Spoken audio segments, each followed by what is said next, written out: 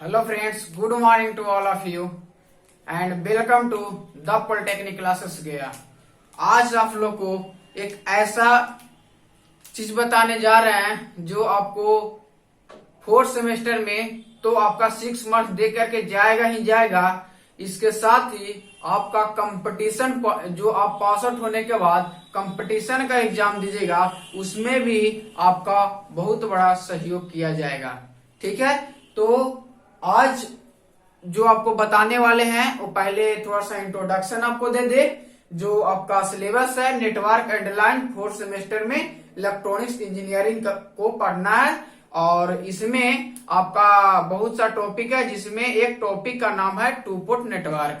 आप two port network अच्छा से पढ़ रहे होंगे तो आज हम ये टू पोर्ट नेटवर्क का जो इम्पोर्टेंट न्यूमेरिकल जो 6 मार्क्स में एवरी ईयर पूछा जाता है, चाहे वो 2017 का क्वेश्चन हो, 2018 का हो, 2019 का हो और एनी ईयर 2020 का हो, उस सब ईयर में आपसे ये क्वेश्चन पूछ लिया जाता है। ठीक है, तो वो न्यूमेरिकल आज आप लोग को सोल्व कराने जा रहे हैं। तो आपको करना क्या है? आपको करना ये है कि जितने भी आपका सारे फ्रेंड हैं, जितने भी आपका फ्रेंड है उन सभी के पास ये लिंक को शेयर कर दीजिए ताकि सभी स्टूडेंट अच्छे मार्क्स से पास हो सके, सबको ये जानकारी मिल सके। क्योंकि ये सब न्यूमेरिकल थोड़ा सा बनाने में लोगों को कठिन होता है, तो हम सोच रहे हैं ये न्यूमेरिकल को इतना इजी करके बताएं कि आप लोग देखते ही देखते इस न्यूमेरिकल को सोल्व कर देंगे। मैं आप लोग को ये वादा दिला दूं कि ये जो क्वेश्चन आपको नजर आ रहा है ये शायद आपको हो सके देखने में टफ लग रहा होगा, लेकिन इसको बनाने में आप 15 सेकंड से भी ज्यादा नहीं लेंगे। आपका एग्जाम में किस तरह बनाना है वो भी बताएंगे। ऑब्जेक्टिव में अगर ऐसा क्वेश्चन आता है तो किस तरह बनाना है ये भी आपको बताया जाएगा। तो आप वीडियो को स्किप नहीं कीजिएगा, आप पूरी ध्यान से पूरी लगन से इस न्यूमेरिकल को आप देखिए। मैं आपको पूरी गारंटी 100% दिला दूं कि ये आपको समझ में आएगा। ठीक है, तो आप सभी इस लिंक को शेयर करेंगे और उसके बाद आपका इम्पोर्टेंट कुछ इंफॉर्मेशन है वो इंफॉर्मेशन को आप लोग सुन लीजिए। आपको बहुत जल्द प्रीवियस ईयर क्वेश्चन जो आपका ऑब्जेक्टिव और सब्जेक्टिव दोनों का solution the polytechnic classes YouTube channel पे होने जा रहा है।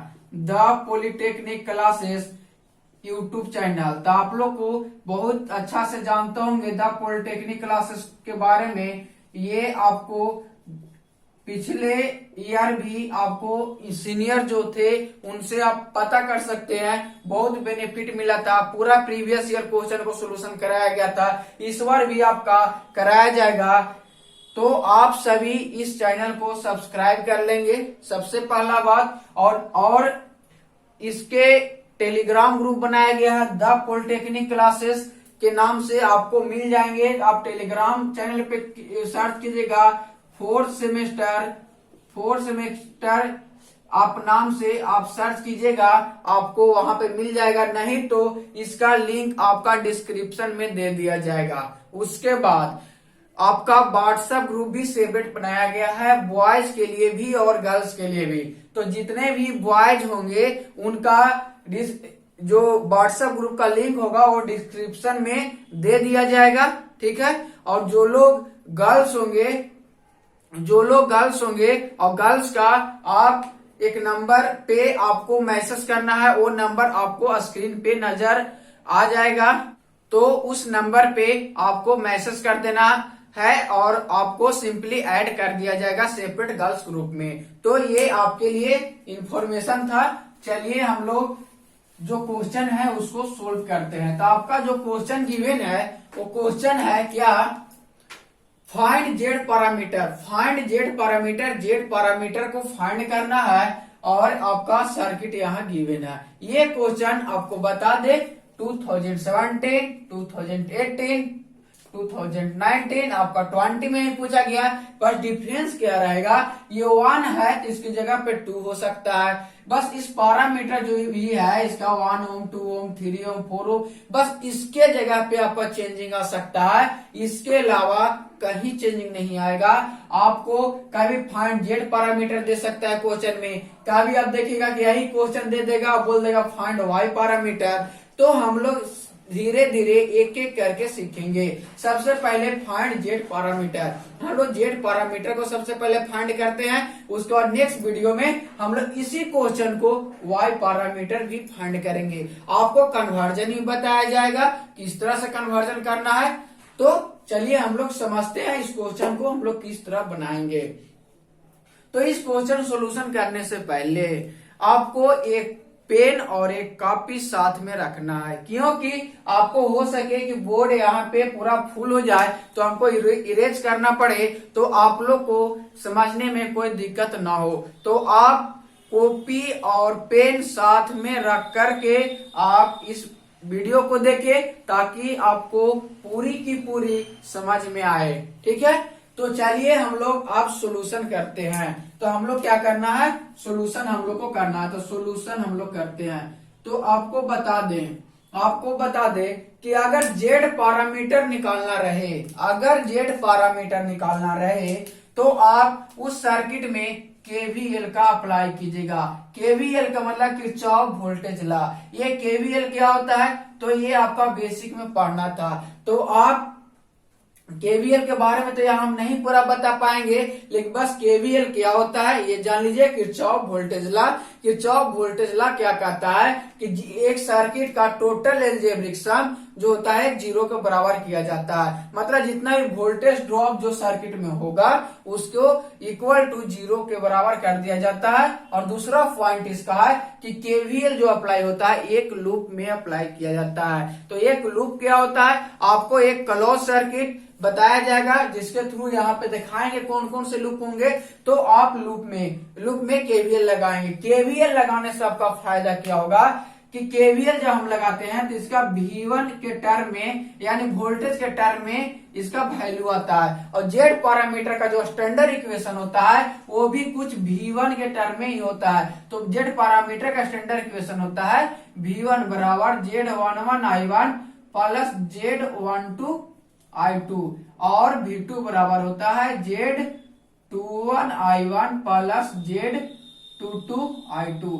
अब ये दो इक्वेशन हमको पता है, ये standard equation of Z parameter होता है। अब हमको क्या करना है कि V1 जो होगा इसके टर्म में I1 I2 के जो वोल्टेज होगा उसको I1 I2 के टर्म में हमको लाना है। अब ये ला करके हम सिंपली ये इक्वेशन और जो इक्वेशन मेरा आएगा ये दोनों को कंपेयर कर देंगे। तो वहां से मेरा Z11 का वैल्यू निकलेगा, Z12 का निकलेगा, Z21 का निकलेगा और Z22 का वैल्यू निकलेगा। ठीक है, तो ये सब हम लोग करेंगे। तो चलिए हम लोग सीखते हैं केवीएल कैसे लगाएंगे। तो केवीएल लगाने से पहले आप सर्किट में सबसे पहले यहाँ पे करंट का डिवीजन कर देंगे। क्या कर देंगे, करंट का डिवीजन कर देंगे। तो आप देख रहे हैं इधर से I1 करंट फ्लो हो रहा है, तो यहाँ पे इस नोड तक आपका I1 ही आएगा। इसके बाद देख रहे हैं कि एक ब्रांच इधर है एक ब्रांच इधर तक दो तरफ करंट जाएगा। तो इधर एक I1 है एक I2 है, तो हम लोग मान लेते हैं कि इस ब्रांच में एक I3 करंट क्या होगा, फ्लो हो रहा होगा। जब इधर से I1 आ रहा है इधर से I3 जा रहा है, तो इस ब्रांच में कौन सा करंट फ्लो होगा, तो इस ब्रांच में आपका जो करंट फ्लो होगा वो क्या हो जाएगा I1 माइनस I3। क्या हो जाएगा I1 माइनस I3। तो क्योंकि टोटल करंट आ रहा है तो इस नोड पे आपको केसीएल से भी बताया जाता है कि जितना नोड पे इनकमिंग करंट होगा उतना ही आउटगोइंग करंट होना चाहिए। तो इस नोड पे I1 इनकमिंग है तो ये दोनों आउटगोइंग है। समझ गए, तो सबसे पहले करंट का डिस्ट्रीब्यूशन हो गया। अब यहाँ से देखेंगे इस ब्रांच में कि यहाँ से इधर I3 आ रहा है इधर से I2 जा रहा है, तो इस डायरेक्शन में करंट मेरा क्या जाएगा, इस डायरेक्शन में जाएगा I2 प्लस I3। ठीक है, तो आई होप ये पॉइंट आपका क्लियर हुआ होगा। नहीं हुआ तो वीडियो को आप पॉज करके या फिर आप पीछे जा करके फिर से देखिए, आपको समझ आ जाएगा। अब हम लोग केवीएल अप्लाई करते हैं। इस लूप में एक केवीएल अप्लाई करते हैं, फर्स्ट लूप है। इसमें हम लोग सेकेंड लूप में हम लोग केवीएल अप्लाई करेंगे। तो लूप आपको पता होगा ये सब सारी बात। और ये थर्ड लूप, ये मेरा कितना लूप हुए, 3 लूप, और तीनों लूप में हमको केवीएल अप्लाई करना है। तो सबसे पहले हम क्या करेंगे, लिखेंगे apply KVL at loop first.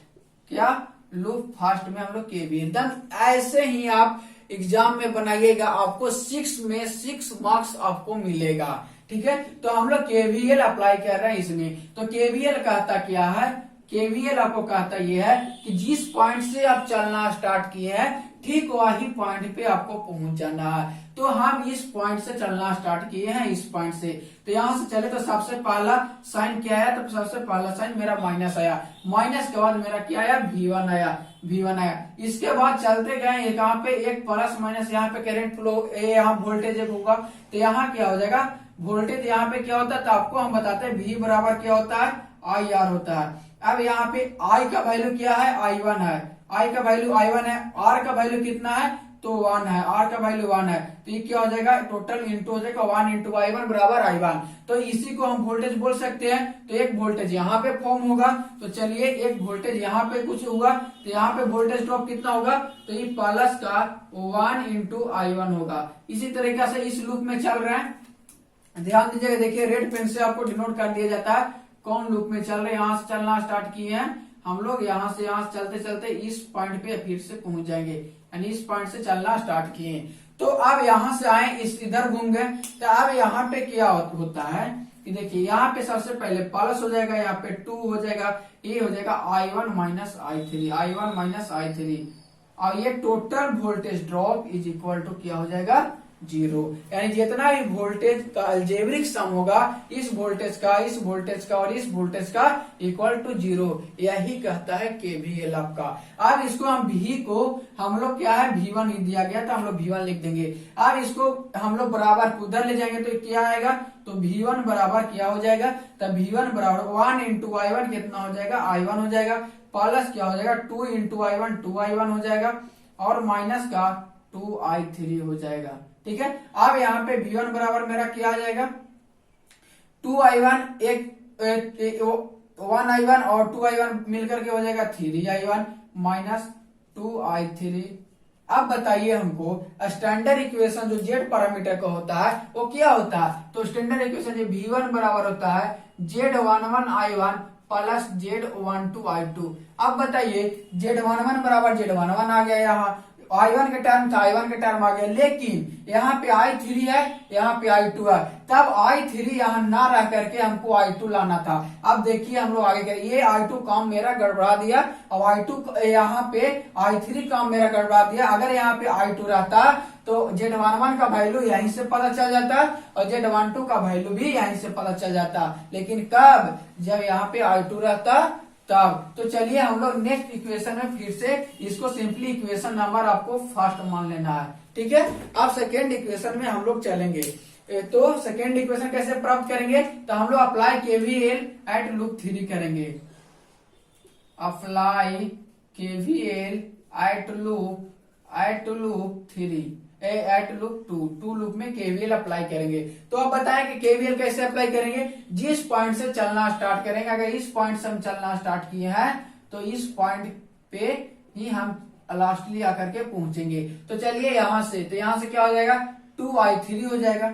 ध्यान से देखिएगा क्या होगा, यहाँ से हो जाएगा आपका 2I3 हो जाएगा, प्लस यहाँ आएगा इस पॉइंट पे, तो क्या हो जाएगा 4 into I2 plus I3, 4 into I2 plus I3 हो जाएगा।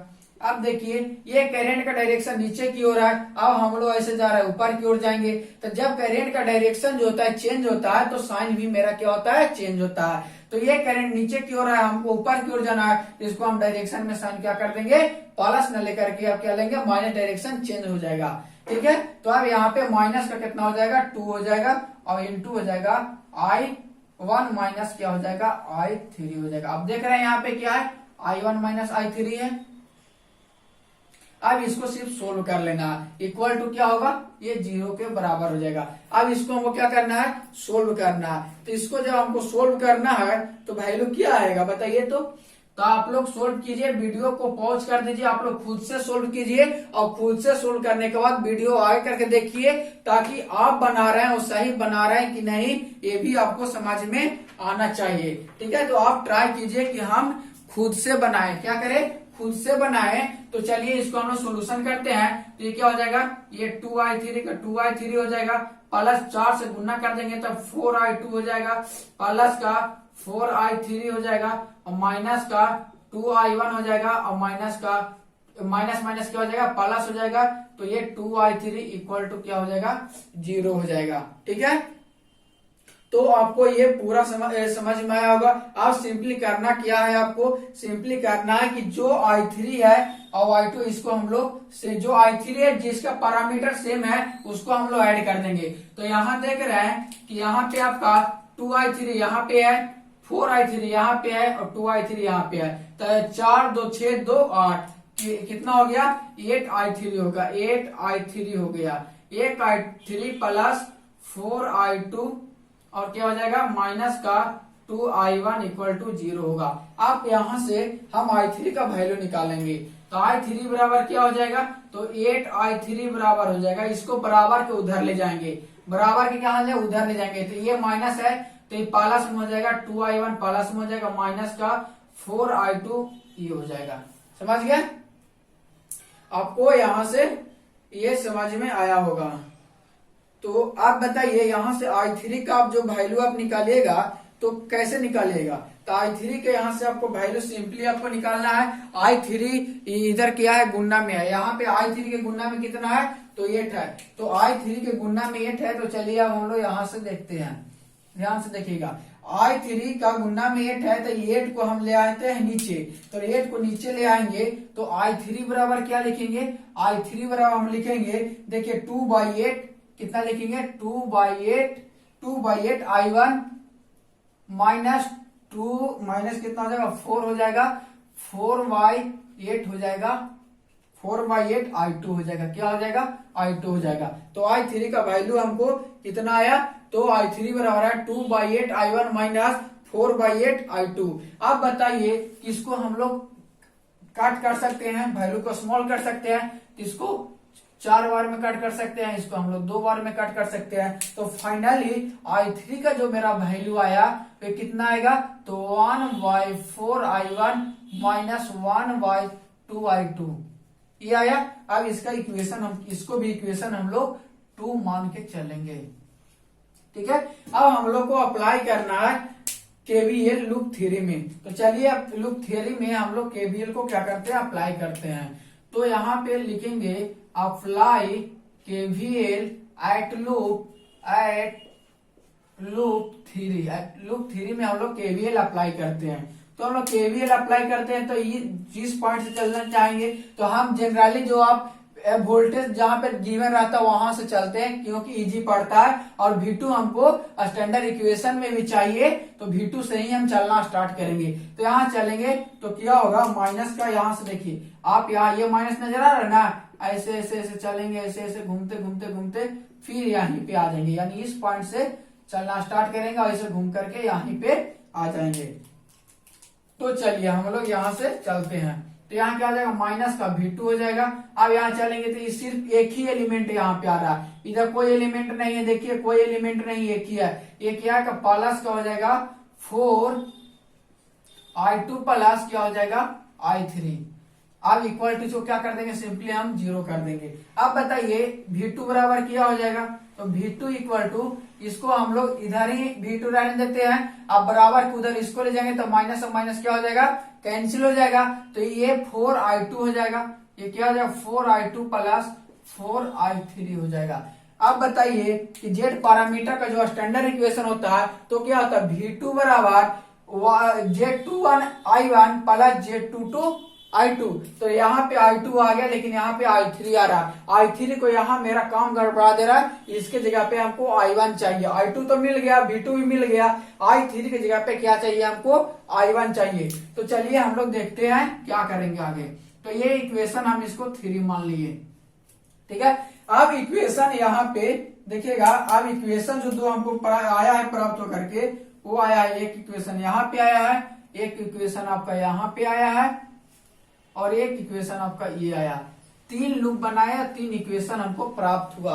अब हमको यही 3 इक्वेशन से जेड पैरामीटर का वैल्यू भी निकालना है। तो हम क्या करेंगे, ये I3 का वैल्यू को इसमें और इसमें पुटअप करेंगे। क्या करेंगे, I3 का वैल्यू को इसमें और इसमें पुटअप करेंगे, इसलिए क्योंकि I3 यहाँ काम गड़बड़ा रहा है हमको। अब I3 को पुट करेंगे, I1 I2 आ जाएगा, तो स्टैंडर्ड इक्वेशन भी हमको मिल जाएगा। और स्टैंडर्ड इक्वेशन को सिंपली हम लोग कंपेयर कर देंगे, और कंपेयर करने के बाद आपका आंसर आ जाएगा। तो आप देखते जाइए, आप नोट करते जाइए। ठीक है, आप नोट करते जाइए और देखते जाइए और समझते जाइए, आपको सारा पॉइंट क्लियर आएगा। तो अब हम लोग क्या करेंगे, तब पुट लिखेंगे, put the value of I3 in equation, कौन सा equation, equation first and equation third. Equation first and third तीनों मतलब इक्वेशन फर्स्ट में भी रख देना I3 का वैल्यू, और आपका थर्ड में। तो सबसे पहले इक्वेशन फर्स्ट से हम लेकर के चलते हैं। इक्वेशन फर्स्ट मेरा क्या है, तो इक्वेशन फर्स्ट मेरा है V1 बराबर 3I1 माइनस का 2I3। ठीक है, तो हम लोग I3 की जगह पे वैल्यू पुट करेंगे, तो V1 बराबर 3I1 को एज इट इज रहने देंगे, और यहाँ पे 2 का 2 रहने देंगे, और I3 का वैल्यू यहां से लिखेंगे बराबर क्या, 1/4I1 माइनस का 1/2I2 आ गया। अब इसको हम लोग सिंपली कैलकुलेट कर लेंगे। तो आप लोग खुद से कैलकुलेट करने का ट्राई कीजिए, काहे कि आपका एग्जाम में जो मिस होगा यही कैलकुलेशन मिस्टेक हो सकता है, इसलिए कैलकुलेशन आप जबरदस्त कीजिए। 311 माइनस, अब यहाँ पे ये क्या करे, 2 बार में कट जाएगा, एक पॉइंट देखिएगा, नहीं तो आपका मिस हो जाएगा। 1/2 ये इसमें हम लोग क्या करेंगे करके, तो 2 से इंटू किए, तो 2 से इंटू किए तो 1/2 क्या होगा, I1 हमको प्राप्त होगा। ये माइनस इंटू माइनस क्या हो जाएगा, प्लस हो जाएगा। अब 2 से 2 कैंसिल हो जाएगा, तो सिंपली क्या हो जाएगा, ये मेरा I2 बच जाएगा। समझ गए। अब यहां से सिंपली 2 को क्या ले लेना है, आपको एलसीएम ले लेना। तो 2 एलसीएम लेंगे तो यहाँ कितना हो जाएगा, 6I1 हो जाएगा, माइनस क्या हो जाएगा, I1 हो जाएगा, और यहाँ पे प्लस का 2I2 हो जाएगा। कितना एलसीएम लेंगे, तो हम लोग 2 एलसीएम लेंगे। तो अब इसको हम क्या करते हैं, V1 बराबर क्या होगा, 6I1 माइनस I1, ये आ गया तो 5I1। अब बट्टा में 2 है, तो इसके बट्टा में भी 2 है, इसके बट्टा में भी 2 है, तो 5/2I1 हमको डायरेक्ट इसको हम लोग लिख देते हैं। आप लोग 5/2I1 इसको लिख देते हैं। अब यहाँ प्लस तो प्लस रहने देते हैं, और यहाँ पे 2/2I2 लिख देते हैं। अब बताइए 2/2I2 है, तो ये क्या हो जाएगा, ये सिंपली वैल्यू कट जाएगा। तो फाइनल वैल्यू मेरा क्या आएगा, तो फाइनल वैल्यू जो V1 बराबर हमको आएगा वो 5/2I1 प्लस क्या हो जाएगा, I2 आएगा। अब देखिए, अब इसको कंपेयर कीजिए जेड पैरामीटर का इक्वेशन से, तो आपको कंपेयर हो जाएगा। तो ये इक्वेशन मेरा आया कितना, इक्वेशन 3 है, तो इसको इक्वेशन आपको लगातार देना है। तो चलिए इसको इक्वेशन हम कितना मान लेते हैं, 4 मान लेते हैं। ठीक है, अब हम लोग चलते हैं फ्रॉम इक्वेशन थर्ड से। फ्रॉम इक्वेशन थर्ड में भी I3 का वैल्यू पुट करते हैं। तो देखिएगा फ्रॉम इक्वेशन थर्ड में हम वैल्यू को पुट अप करेंगे तो क्या होगा, ध्यान से देखते जाइए, पूरा का पूरा ये हम मिटा दें, ये मिटा दें, आपको तो कोई दिक्कत ना, आप नोट कर लिए होंगे, तो आप पहले नोट कर लीजिए, क्योंकि ये पॉइंट हम मिटा दे रहे हैं, क्योंकि पूरा में हम लोग लिखेंगे। तो चलिए हम लोग देखते हैं फ्रॉम इक्वेशन थर्ड से। इक्वेशन थर्ड क्या है, तो लिख सकते हैं यहाँ पे फ्रॉम इक्वेशन थर्ड से चलेंगे। फ्रॉम इक्वेशन थर्ड मेरा जो प्राप्त होकर आया है, V2 बराबर है 4I2 प्लस का 4I3। तो यहाँ पे क्या करना है हमको, I3 का वैल्यू को पुट करना है। I3 का वैल्यू कितना है, देखिए I3 का वैल्यू यहाँ पे है 1/4I1 माइनस का 1/2I2 ये है। अब यहाँ पे सिंपली आप कैलकुलेशन है, कैलकुलेशन आप करने का ट्राई कीजिए खुद से। तो यहाँ पे हो जाएगा 4I2 प्लस यहाँ 4 से 4 क्या हो जाएगा, कैंसिल हो जाएगा तो I1 हो जाएगा, और -4 से 4 यहाँ पे आप यह कैलकुलेट करेंगे तो यहाँ पे कितना हो जाएगा, 2I2 आ जाएगा आपका। देख लीजिएगा करके, 4 से ये 2 बार में कट जाएगा, 2I2 आ जाएगा। तो V2 बराबर क्या आ जाएगा, यहाँ पे I1 को I1 हम लोग लिख देंगे, और ये 4I2 माइनस 2I2 कितना बचेगा, 2I2 प्लस का बचेगा। ठीक है, आप बताइए ये इक्वेशन हम मान लेते हैं, इसको इक्वेशन आपको आ गया यहाँ से 5वां। ठीक है, हम लोग जानते हैं, अब हम लोग क्या करते हैं, हम लोग जानते हैं वी नो डैट, हम लोग क्या जानते हैं, तो we know that standard equation of Z parameter. तो standard equation of Z parameter, Z parameter का स्टैंडर्ड इक्वेशन क्या है, वीडियो पॉज करके खुद से आप कॉपी में लिखिए। तो जेड पैरामीटर का भी अभी ही जब वीडियो स्टार्ट हुआ था तो हम बताए थे स्टैंडर्ड इक्वेशन। तो होता है V1 बराबर Z11I1 प्लस Z12I2, और V2 बराबर होता है Z21I1 प्लस Z22I2। तो हम इसको भी इक्वेशन हम मान लेते हैं, ये इक्वेशन मेरा 6 है, ये इक्वेशन मेरा 7 है। अब सिंपली क्या करना है, इसको हम लोग इसके टर्म में लिखते हैं। तो आपको बता दे कि सिंपली आप चाहे तो ये दोनों इक्वेशन को कंपेयर करते हैं, V1 वाला इक्वेशन को V1 वाला से कंपेयर करेंगे, यानी इस इक्वेशन 6 को आप V1 वाला इक्वेशन आपका जो इक्वेशन 4 है उससे कंपेयर कर दीजिएगा, और ये 7 वाला इक्वेशन जो है V2 वाला, ये आप V2 वाला से कंपेयर कर दीजिएगा। तो फाइनल जो आपको आंसर निकल करके आएगा वो क्या आएगा, तो ये दोनों हम कंपेयर करेंगे तो Z11 का वैल्यू कितना आएगा, 5/2। Z11 बराबर कितना आएगा, 5/2, और Z12 बराबर कितना आएगा, तो यहाँ I2 के बगल में कुछ नहीं है तो कितना है, तो 1 है, सारा ओम में आपका लिखाएगा। इसी तरह से आप कंपेयर कीजिएगा इस पे ऐसे, रुक जाइए, यहाँ पे आप लिखना ना भूलिएगा, यहाँ पे आप लिखना नहीं भूलिएगा, यहाँ पे लिख दीजिएगा कंपेयरिंग द इक्वेशन, आप ऐसे लिख दीजिएगा compare the equation, compare the equation, हम लोग इक्वेशन को कंपेयर कर रहे हैं, ये कंपेयर द इक्वेशन 6 एंड किसको कर रहे हैं हम लोग, 4 को, 6 एंड 4 को कर रहा है, और किसको कर रहा है, 7 एंड 5 को कंपेयर कर रहा है। तो होगा, यहाँ पे लिखते हैं वी गेट, हम लोग को प्राप्त होगा, क्या प्राप्त होगा, तो आप लिखिए Z11 बराबर क्या पद, देखिए यहाँ पे ये इक्वेशन देखिएगा, आप इक्वेशन 6 को देखिए, ये इक्वेशन 6 है और ये इक्वेशन 4 है। तो V1 बराबर V1 है, अब I1 है, तो Z11 की जगह पर कितना है, 5/2, तो यही इसका पैरामीटर होता है। तो Z11 की जगह पर कितना है, तो 5/2। ठीक है, इसी तरह से Z12 की जगह पर कितना है, तो Z12 की जगह पर कुछ नहीं है, तो I2 के पहले 1 छिपा है तो कुछ नहीं है, तो इसको कितना लिखेंगे, 1 ओम लिखेंगे। इसी तरह से हम लोग इक्वेशन 7 को देखेंगे, इक्वेशन 7 को देखेंगे और इक्वेशन 5 को देखिए। तो ये V2 है, यहाँ पे I1 है, यहाँ पे I1 है, I1 के बगल में कुछ नहीं है, तो Z21 बराबर क्या हो जाएगा, तो 1 ओम हो जाएगा, Z21 बराबर क्या हो जाएगा, 1 ओम हो जाएगा। ठीक है, और इसी तरह से Z22 बराबर आपका हो जाएगा, कितने ओम होगा, तो यहाँ पे 2 है तो ये 2 ओम हो जाएगा। तो यही आपका आंसर निकल करके आया, ये आपका फाइनल आंसर है। क्या है, फाइनल आंसर है। तो आपको ये पूरा समझ में आया होगा, अगर नहीं समझ में आया है तो वीडियो को आप फिर से देखिए, आपको समझ आ जाएगा। तो ये तो लॉन्ग मेथड हुआ, ये मेथड से आप 6 मार्क्स प्राप्त कर सकते हैं। कितने मार्क्स, 6 मार्क्स इससे आप प्राप्त कर सकते हैं पूरा का पूरा।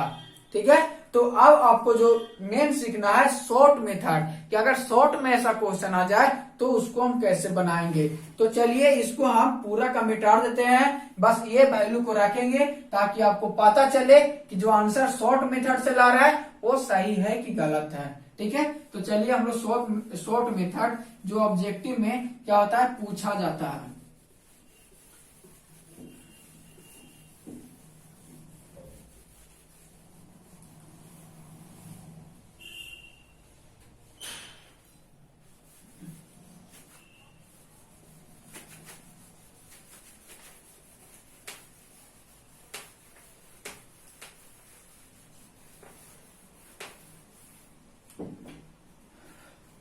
देखिए यहाँ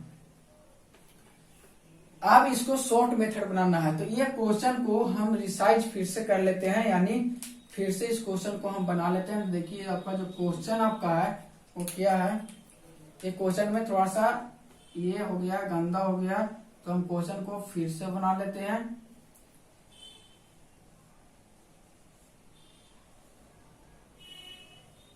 आपका प्लस माइनस V2 है, ये V1 है, यहाँ सॉरी ये I2 होगा, यहाँ पे V1 होगा, ये क्या होगा I1 होगा, ये 1 ओम है, ये आपका 2 ओम है, ये भी आपका 2 ओम है, ये आपका 4 ओम है।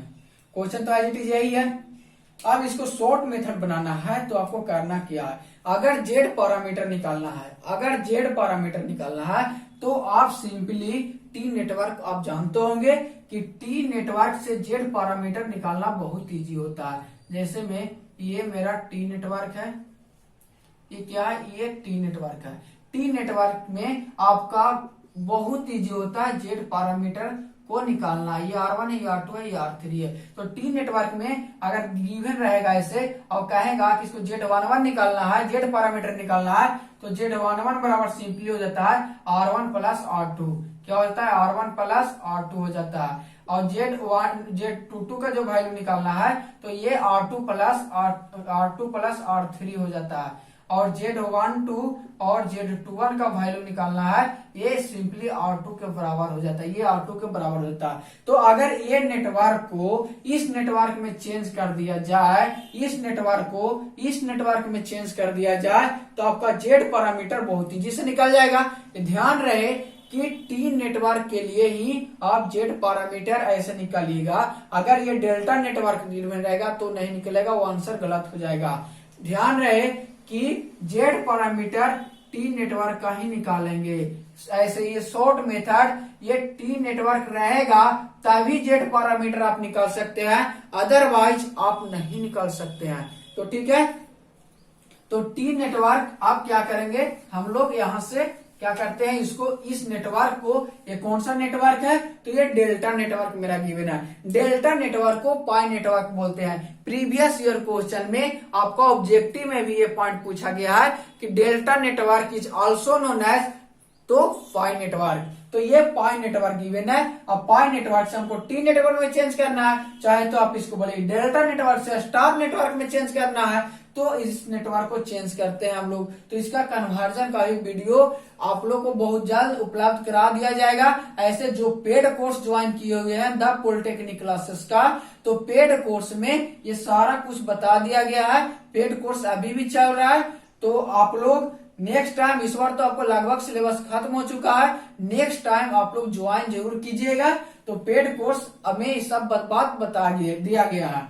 तो चलिए स्टार नेटवर्क में चेंज करना, तो ये डेल्टा नेटवर्क से स्टार नेटवर्क में चेंज करते हैं कैसे, वो समझते हैं हम लोग। यहां से एक रेजिस्टेंस ऐसे कर लेंगे, यहां से एक रेजिस्टेंस इधर से ले आएंगे। ये एग्जाम में नहीं करना, बस समझना, वहां पे माइंड लगा लेना। इसको हम नाम दे देंगे R1, इसको नाम दे देंगे R2, इसको नाम दे देंगे R3। तो ये रेजिस्टेंस जो अंदर में बना है, ये बाहर में निकलेगा तो कैसे निकलेगा, तो बाहर में निकलेगा तो ऐसा रेजिस्टेंस, ये नेटवर्क कुछ ऐसा बनेगा। ध्यान से देखिएगा। अब यहाँ पे एक एडिशनल क्या है, नेटवर्क लगा हुआ, तो इसको एडिशनल नेटवर्क जो लगा हुआ उसको हम लोग एज इट इज रहने देंगे। ठीक है, तो अब यहाँ पे ये R1 है, ये मेरा क्या है, ये R3 है, और ये मेरा क्या है, R2 है। अब इसको वैल्यू सिर्फ हमको क्या करना है, निकाल लेना है, और इसको हमको Z पैरामीटर का निकाल देना है। तो ये मेरा V1 हो जाएगा, ये V2 हो जाएगा, ये यही नेटवर्क बनेगा। तो ये अंदर में आप लोग को सिर्फ माइंड में कैलकुलेट ही करना है, आपको क्वेश्चन में या फिर आंसर शीट में ये नहीं बनाना है। ये आपको माइंड में कैलकुलेट करके डायरेक्ट इसका ऐसा फिगर बना लेना है। तो R1 निकालने के लिए क्या करते हैं, जब हम लोग डेल्टा टू स्टार कन्वर्जन करते हैं, डेल्टा टू स्टार कन्वर्जन, देखिएगा डेल्टा टू स्टार कन्वर्जन, क्या डेल्टा टू स्टार कन्वर्जन या फिर Y टू T कन्वर्जन। ठीक है, तो इसमें हम लोग जब R1 का वैल्यू निकालना रहेगा, तो R1 का देखेंगे कि R1 जो है कौन कौन इम्पीडेंस मिलकर के बना है, यानी कौन कौन रेजिस्टेंस मिलकर बना है। तो R1 को देख रहे हैं कि ये इससे कनेक्टेड है, ये इससे, तो ये दोनों रेजिस्टेंस को हम गुना करेंगे तो जिससे कनेक्टेड होगा उससे गुना करेंगे और बट्टा में टोटल रेजिस्टेंस को लिख देंगे। टोटल रेजिस्टेंस कितना है 4, 2 और 2, तो 4 प्लस सबका ऐड कर देंगे 4 प्लस 2, तो R1 का वैल्यू कितना आएगा, तो 2 2 4 और 4 यहाँ पे हो जाएगा 8, 4 2 6 2 8 यानी 1/2।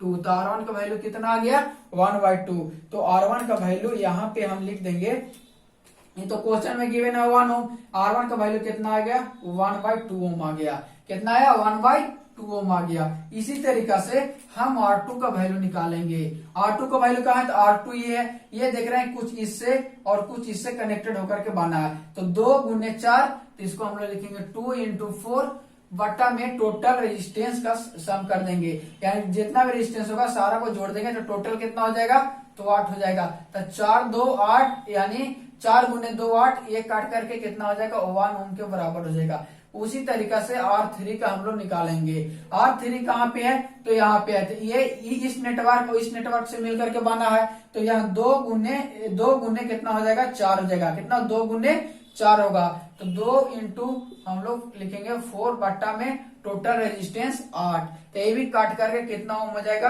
1 ओम हो जाएगा। तो फाइनल जो मेरा वैल्यू आया R2 बराबर भी 1 ओम आया और R3 बराबर भी कितना आया 1 ओम आया। तो चलिए अब इसको हम लोग शॉर्ट मेथड से जो बनाए हैं उसको हम लोग बनाते हैं। तो देखेंगे कि दोनों का आंसर सेम आना चाहिए, चाहे कोई भी मेथड से हम क्वेश्चन को सोल्व करें उससे मतलब नहीं है। एक मेथड और आप लोग को हम बताएंगे नेक्स्ट वीडियो में, उस मेथड से भी आप इसको सोल्व कर सकते हैं, कोई जरूरत नहीं है। लेकिन ये मेथड जो आपके लिए सबसे बेस्ट मेथड है जो अभी बताएं, और ये आपको आंसर चेक करने के लिए कि जो हम इतना लॉन्ग बनाए हैं उसको सही आंसर लाए हैं कि नहीं, और इस मेथड से आप चेक कर सकते हैं। इसमें ऑब्जेक्टिव भी आपसे पूछा जा सकता है, तो ऑब्जेक्टिव भी इससे बना सकते हैं। तो चलिए जो नेक्स्ट मेरा नेटवर्क बन करके आया उसको हम फिगर बनाते हैं। तो नेक्स्ट नेटवर्क जो मेरा बना है, ये एक रेजिस्टेंस लगा है, ये एक रेजिस्टेंस लगा है, यहाँ पे एक रेजिस्टेंस लगा और फाइनली एक यहाँ पे रेजिस्टेंस लगा। यही नेटवर्क हमको बन करके आया। यहाँ पर प्लस माइनस क्या हो जाएगा, ये हो जाएगा V2, इधर से हो जाएगा I2, ये प्लस माइनस हो जाएगा V1, इधर का हो जाएगा I1। ठीक है, इसको 1 ओम मेरा क्वेश्चन में गिवन था और ये नेटवर्क को हम लोग क्या किया, चेंज किए तो इसका वैल्यू 1/2 आ गया। अब इसका वैल्यू क्या आया 1 आया, इसका वैल्यू भी 1 ओम आया, सबका ये आपका वैल्यू आ गया।